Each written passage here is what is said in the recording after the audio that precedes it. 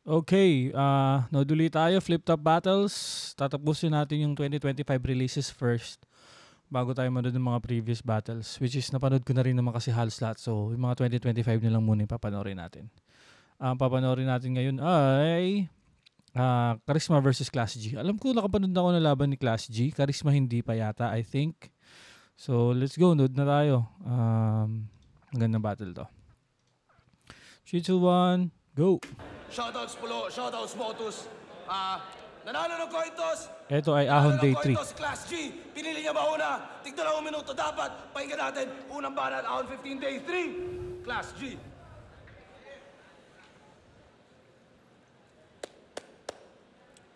Game! Game! Kala ko hindi na to babalik. Comeback ba ni Charisma to? Kasi yung suman niya, napakasagana.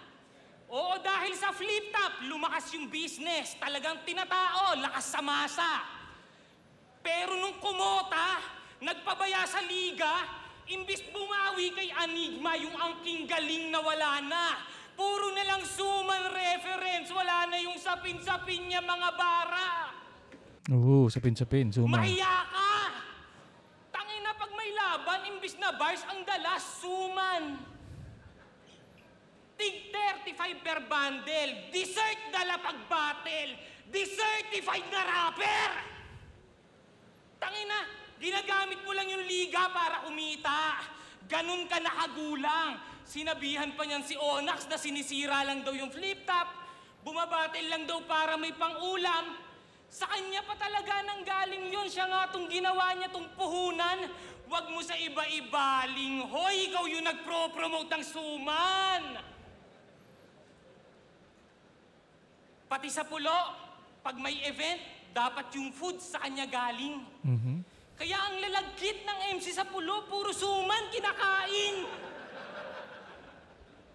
Kaya pag sinabi kong basta Pulo, sabihin nyo, baho, basta Pulo! Yan, basta Pulo! Parang mga magbabakal mga anyo. Tangin na kung sa Motus puno ng ginto, dun sa Pulo puno ng tanso. Paano? Pag may event, ganito yung setting. Kunwari pang para sa sining.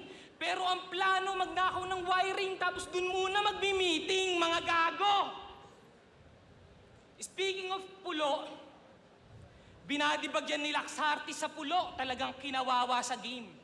Kaya ang kapal ng mukha mong maglagay ng charisma sa name. Tinalo ka nga ni parating pa lang kami, edi mas wala kang dating. Damn! Oo, laglag nung finals versus nag-champion. Kaya kung kumparahan sa pagpapatakbo ng karera, Pulo versus Motus ba to? merong kaibahan kasi ako pwede na pang clutch, charismatic ka lang. O no, di mo na gets? Miyo lang kasi kaya mo i-drive, tangina mo tomboy na mukhang chickser. Sarap. Pag nagagangsing ka, kala mo maangas ka, tanga parang gusto mo mang finger. Gago, hindi mo na matatago na tomboy ka. Amoy kita. Kaya kahit may gang ka pa, wala rin. Lesbian ka pa rin sa paningin namin. Kasi nung hinamon siya ng change pad, bigla siyang nagpalit ng napkin. Change pad, nagpalit ng napkin. Tangina, hindi ito tatagos. Ano ang grupo mo? Dirty South? Pwes ang trabahuhin to ng malinis, kinagagalak ko, boss. Boss, alam mo kung paano to kumilos, di nagkukupad to. Sabi mo, walisin tong Dirty South, kaya tinutupad ko. Tangina, ito na pa mga special pick mo, master. Di ako nabadra sa mga hinain, kahit papabattle man o mapasay, pero basta wawasakin lahat kukulangin. Laxarty sa trap yung tao, ba't na under ngayon tong rapper na yung ipinain, pero no matter, ako'y food vlogger. Lahat ng special aking kinakain. O special pick tayong 4. Pero for your information, hindi ka kamatch. Baka umiyak pa ito pagkalabas, pagkat ito'y graduation na walang bagsak. Lahat ng kabatch gagraduate sa class. Boring, boring! Tangina nito! Suman pa rin! Paulit-ulit ka, pare! Si Enigma nga wala sinasabi! Umorder nga siya, di ba? Okay lang magtinda, sir? Tignan mo, nagkakaintindi Tingnan nyo parehong negosyante! Kupal ang potay. Okay, ribat. Tapos yung gang ko pa na Dirty South, dinadamay. Masyado kang pabida. Magpapajumping ka sana kaso nabading ka. Alam niyo paano ko nalaman nabading siya? Ayaw ng 30 seconds ang puta, ang gusto 5 seconds, walang mali siya, kupal. O, palakpakan naman dyan para sa Mandaluyong ngayon na nagkaroon ng event dito.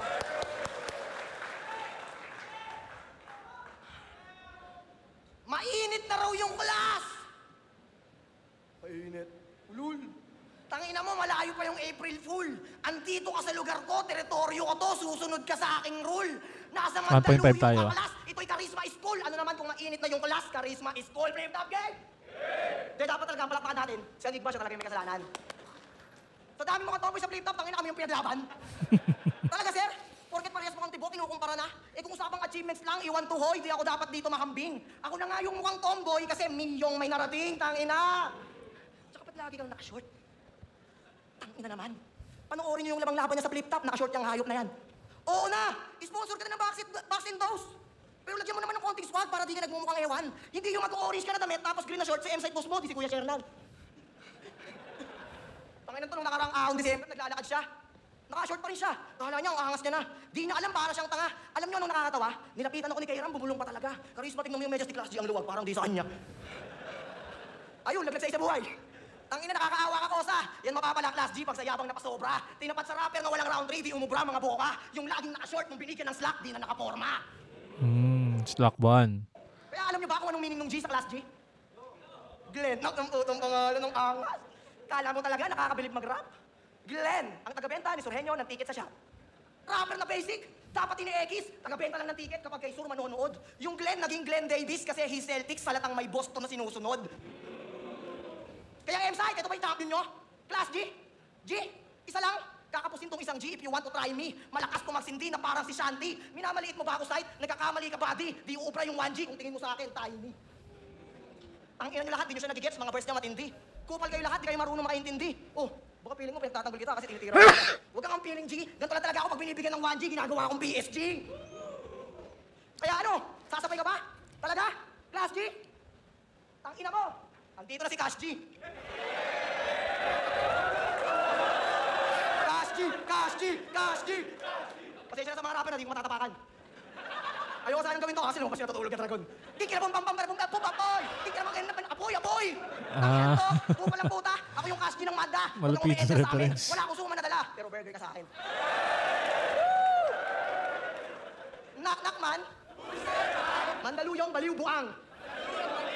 Kaya i-ready mo na yung mga ready mong verse pang Mandaluyong. Sabihan mo na ako ng baliw. Pero yung mga utak ng tao di mo maduduga. Mahal ako ng lahat ng Mandalenyo. Mag-react yan ng kusa. Kaya uuwi to ng Cavite, umiiyak, lumuluwa. Ako nga dito yung buang, pero ikaw tong buang makukuha. Okay. Bias pala to. Walang crowd reaction kay Class G eh. Pero may bitaw naman siya. Pero mas mga tumatak rin talaga yung bitaw ni Charisma. Let's go. Tsaka na, ang gamit ni Charisma yung current event references kumpara kay Class G. So, tingnan natin kung or warm up pa lang ng Class G. So, tingnan natin kung matatalo niya yung round niya. Let's go. Bawi. Pansin nyo, rebat siya ng rebat kahit di na tumatama, parang di mapakali sa recoil. Sa kagustuhan maging 3GS, naging carbon copy at mirror. Kaya huwag ka nang umasa na mangunat, ituring na legendary ng people. Kung secondary lang yung pistol, gusto mo pa maging secondary na pistol. Ganun ang bars, man. Hindi buwang. Tahan lang sa tama, palibas yung mga taga-Mandaluyong sigaw na sigaw, hype na hype siya, no? Malupiton. Tanga. Ang kamukha mo yung tomboy na mura sa live. Tangina nyo! Mga napkin nyo! Gago! Tangina eh, no? Oo, ribat ng ribat. Kasi nga gustong maging 3GS. Sa kagustuhan maging 3GS, yun nilang yung ginagawa niya. Shit, dapat di ako nag-freestyle, sorry. Pero sige. Game! Gustong-gusto nga kasing maging 3GS. Kaya nga pati shoutout niya, hinahabaan. Binabati kahit di naman kailangan. Pati baby ng buntis yung ate na shoutout niya na, di pa nga napapangalanan. Tanginan to. Mahiya ka naman sa nakakarinig, oh. Nakakainit, bro. Doon ka mag-shoutout sa bundok na may sumuntok sa bibig mo, gago. Current event din yun. Di ba? Pati clothing niya siya-shoutout pa, wala namang interesado. Ayaw nilang isarado. Hidden gem, tapos andun lang sa aparador nila, nakatago, gago. Tangina 3 taon na yung clothing mo, hanggang ngayon hindi pa din nagsashine. Kahit sa live selling nagtatry, hidden gem na yung pinangalan, wala pa rin nagmamine. Ano ba naman yan? Kasi ito, Diamante? Eh, nung laban nga nila ni Sinay, yung Tropicana Twister, tinawag niya soft drinks. Tumal! Kaya nananawagan ako sa pamilya ni Charisma, wag naman kayong masyadong kupal. Tinatanggal yung logo pag nilalagay sa rep, kaya napagkakamalan niyang Royal. Kasi nakasulat na nga, o, yan, o, basahin mo. Orange juice! Tangina ka! Hindi mo na... Halika nga, halika dito! Basahin mo nga. Orange juice. Orange juice! Palo ko sa mukha mo eh. Tanginan to, sinisiraan yung Tropicana Twister, gumagawa ng sariling kwento, kung ano-ano iniimbento, tapos next event malaman-laman ko, nagbebenta na ng sesko. Gago! Inom nga muna ako soft drinks. O, di ba? Ha, ganyan lang kadali yung ginagawa mong pang-aaliw, tanga. Pinakita ko lang na kaya kong sumabay kahit anong karisma pa. Kaya kung tingin mo makakalamang ka sa jokes, taga-Manda, baliw ka na! Kasi pag seryoso na yung usapan, sabi niya, lagi daw may sinusunog sa Mandaluyong kaya yung taga-sunugan matatapakan. Makapag-verse lang, hindi na naisip yung ibang matatamaan. Paano naman yung mga namatayan? Nawalan ng tahanan, mga nagkaroon ng karamdaman, yun pa yung pinangalandakan sa akong na yung ginagamit, masilid lang yung kalaban. Di ba? Kaya tangina mo! Palibasan nandyan ka lang nakatapak habang may mga tao na natitepok, habang ikaw nagpapakatupak, may mga baki na natutupok. Kaya kung sanay itong may nasusunog, yung dala ko ibang daluyong, wag nang umasang ningas kugon, nag-aalab mga dunong. Hindi na yan makakasulong at ang maririnig sa ugong. Ako na yung susunod na binabalitang nag-aapoy sa Mandaluyong. Kaya rounds mo na. Pero bago mo bitawan yung mga nagawa mo na saknong, wag mong kalimutang umaksyon. Patunayan mo na gusto mong maging 3GS, i-reback mo lahat yon. Ikaw, tangina, ire-rebat ko talaga. Tangina mo, kahit di ako maging 3GS, kaya ako mag-rebat, gago. Pistol. Pistol. Tangina, wala namang baril, loko-loko. Sa susunod, pag mag-gunpress ka, dapat yung totoo, tangina mo! Kupal ang puta! Ba't ako sisigaw sa bundok? Kung gusto nila ako sapakin, paano nila ako masasapak? Uunahan ko sila, pwede ko silang barilin. Ribat. Wala. Sabi nyo, sa laban nyo, inutuho mo lang mga tao para maakay at madala. Kinumpara mo ba yung sarili mo kay Chakno? Tangka talaga, ha? Tangka talaga? Yung tanga, ginawa mong tangka. Tangina ka! Champion ka na, yung mga wordplay mo pilit sa utang niya, ligasyon. Winordplay ba naman yung tanga sa tangka? Uta ang tigas nun. Tapos champion ka na? Sino nakapanood ng laban na kay Michael Joe? Oo na, siya yung panalo. Tangina ka sa comment, ikaw yung binabash ng mga tao. Ang boring, wala man lang ako narinig na, wala man lang nag-react para kayo nasa lugar na libleb. Doon ko lang first time makita si Boy Tapet na dito mapit sa dibdib. Champion ako! Di ba paulit-ulit siya nung round 1? Ayun, talo kay Terdy. Di tinanghal na winner. Labanan ng mga champion pero pinagmukha kang beginner. Di ba? Tapos sumikat na si Terdy. Yung isang champion, naging bitter. Agawan ka ba naman ng spotlight ng Terdy? Di kasi magaling to na keeper. Tapos sa akin katatapat, may kanta pa yan. Sabi nyo, pwede nating simulan sa ulunan, basta ba wala tong sukuan. Dadalhin kita sa langit ng walang kahulugan. Nakayuko kahit pa nakatingin sa bubungan, ha? Nakayuko, tapos nakatingin sa bubungan? Putang may ganun ba? Buang ka! Paano yun? Tingala yung asawa mo si Jeline pag nakatuwad siya? Tangin, nakakaawa naman si Jeline. Kala ko nag-iisip ka, pre. Yung bahay niyo, bubungan agad. Tangin na wala kayong kisame. Pero tuloy natin, dadalhin kita sa langit ng walang kahulugan. Nakayuko kahit pa nakatingin sa bubungan. Papawisan ka sa init hanggang sa matuyuan, ha? Kaya pala yung kasama mo si Jeline sa kasal niyo, umurong na. Papawisan sa init hanggang matuyuan. Tangin ang kantutan niyan, pati si Jeline, magkakapulmon niya. Speaking of Jeline, alam mo bang umorder sa akin ng sugat si Jeline? Huwag ka magalala, dinamihan ko yung latek. Ano? Tingnan niyo yung mukha, galit na galit. Yung asawa niya kasing si Jeline, nadamay at nabanggit. Pasensya na, yung suman ko kasi pati titing ni Jeline parehas malagkit. Huwag ka magalala, di ko naman siya kinatot agad eh. Tinanong ko naman siya para di siya mailang. Sex tayo, Jeline. Anong sabi ni Jeline? Jilang! Tangina oh, talagang binigay ko talaga yung suman. Okay na yun, kahit wala akong kita. Suman pa rin ako, hindi bukayo, pero napabukayong hita. Yung atutan namin ni Jeline, parang kakanin. Pagkadila niya sa lambi ko, nagubad na ng damit, wala nang sapin-sapin. Tangina! Class D! Jeline, puro kayo letter G, nakakarindi na. Kaya di kayo nakakabuo ng anak, laging busy ka. Naman head na yung kipi niya. Kay Charisma nagtipi na. Di pa nakakabuo yung Class G, pati Jeline, puta, GG na.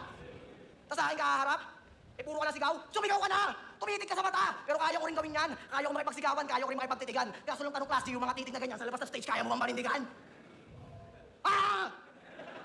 Gina, patunayan mo champion ka. Tangina mo! Damay girlfriend na naman. Tangina, ikaw nga iniwan ka na ng iyong loved one. Tangina talagang kawawa nung Valentine's Day. Ang adik niya, si Rafi yan. Diretso. Wasang init ng laban na to. Kasi real talk. Too personal. Iniwan niya ng 5 years niya na girlfriend. Sa ugali niya, nag-give up. Kasi nag-iba na daw yung pakikitungo mula nung nakapasok siya ng flip top. And guess what? Kinukulit niya yun ngayon para yung relasyon nila ma-bring back. Tinatakot pa na kapag di nag-reply, gagawan niya daw ng distract. Price tag yarn? Hindi, patunay na kwento. Party na yung babae ng buong karir niya. Kasama kapag merong gig. Tuwing gumagawa si Charisma ng mga love song, yung babae yung kasama niya sa mga music vid. Kaso nasayang lang lahat ng pagod nila nung yung tadhana, nag-iba yung trip. Pero maganda yung performance nila kasi wala nagchuchok. Kasi yung leading man, man, tsaka leading lady, nauwi sa misleading relationship. Kaya nandadami ng girlfriend dyan eh.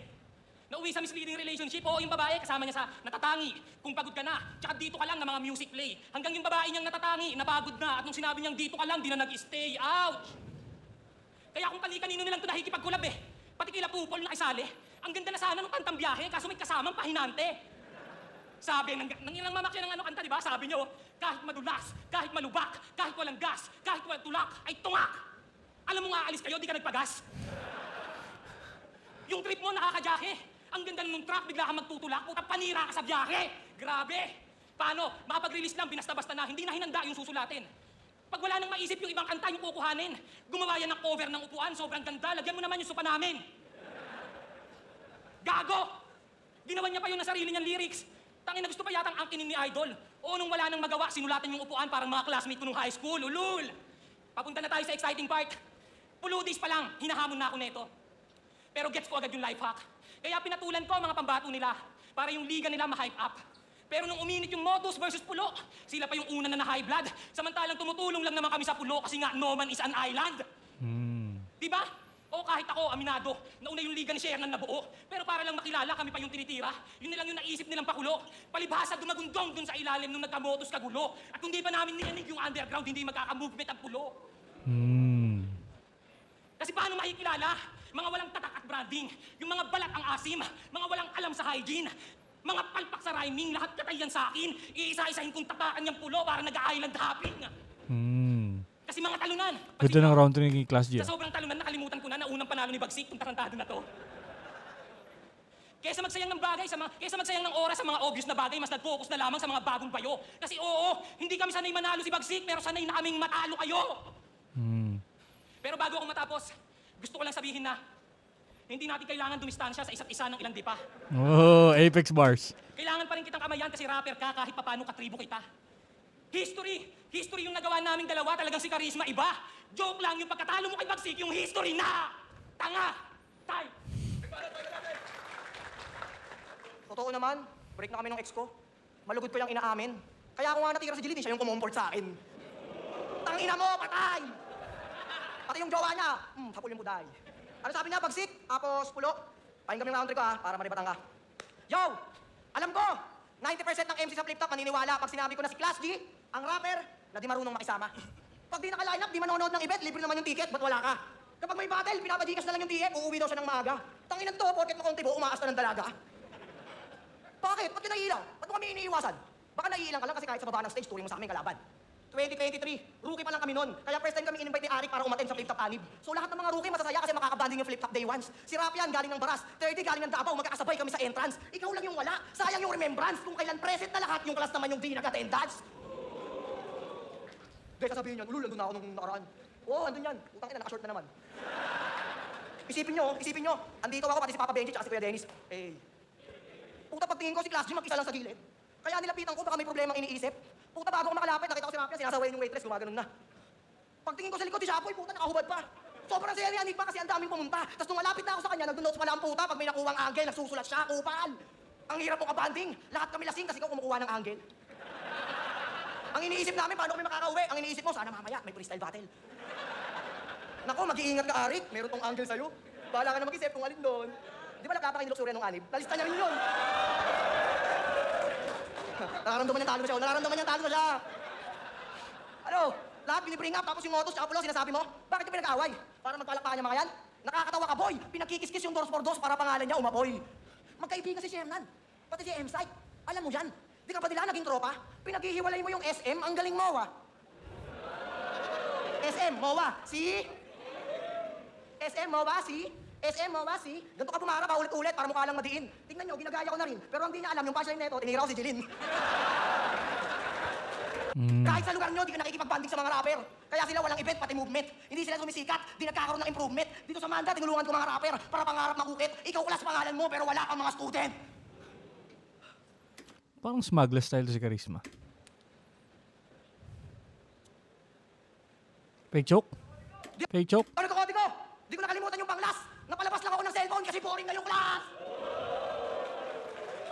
Kaya ba't ako masisindak sa class? Kahit patalo ko ngas, hindi mababa ang reputasyon. Lagi mong tatandaan, class. Nandito ka sa Pinas, walang kwenta yung edukasyon.